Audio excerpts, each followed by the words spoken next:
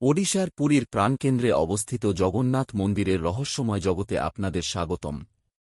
আজ আমরা পুরীর জগন্নাথ মন্দির সম্পর্কে 9টি রহস্যময় তথ্য আপনাদের সাথে শেয়ার করব। চলুন শুরু করা যাক। 1 নম্বর, দেবতাদের চোখ। ভগবান জগন্নাথ এবং তার ভাই বোনদের চোখ, ভগবান বলভদ্র এবং দেবী সুভদ্রা একটি অনন্য ঘটনা প্রদর্শন করে। তাদের সারা দিন রং এবং অভিব্যক্তি পরিবর্তন করতে দেখা যায়।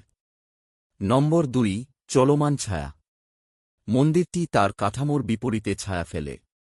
বিভিন্ন সময় ছায়াগুলি দিক পরিবর্তন করে, যা বিজ্ঞানী এবং ভক্তদের বিস্মিত করে। নম্বর 3, অলঙ্ঘনীয় নীলাচক্র।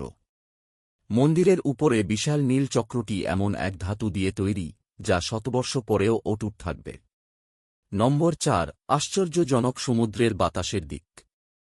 মন্দিরের পতাকা তার স্বাভাবিক গতিপথে না উড়ে বাতাসের বিরুদ্ধে উড়ে যায়। মানে, বাতাস ডান দিক থেকে দিলে পতাকাটি বাম দিকে ওড়ে। এটি একটি রহস্য যা দর্শকদের কৌতূহল অব্যাহত রাখে। নম্বর 5, পতাকার রহস্য। প্রতিদিন একজন পুরোহিত পতাকা বদলানোর জন্য মন্দিরের শিখরে ওঠেন।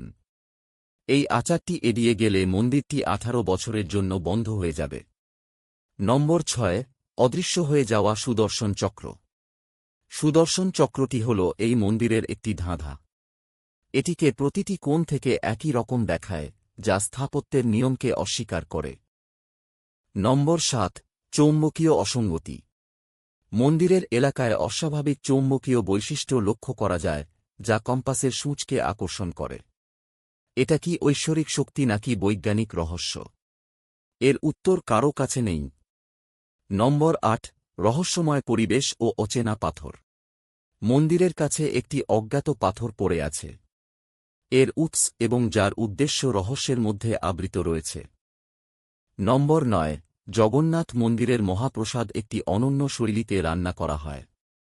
একটির উপরে 7টি মাটির হাঁড়ি রেখে প্রথম হাঁড়ির মহাপ্রসাদ আগে তৈরি হয় এবং তারপর পরপর সব। বিজ্ঞান অনুসারে প্রতিটি পাত্রের উপরের চাপের পার্থক্যের কারণে প্রথম পাত্রের প্রসাদ প্রথমে রান্না হয়। মনে রাখবেন, জগন্নাথ মন্দির শুধু একটি স্মৃতিস্তম্ভ নয়, এটি একটি জীবন্ত রহস্য।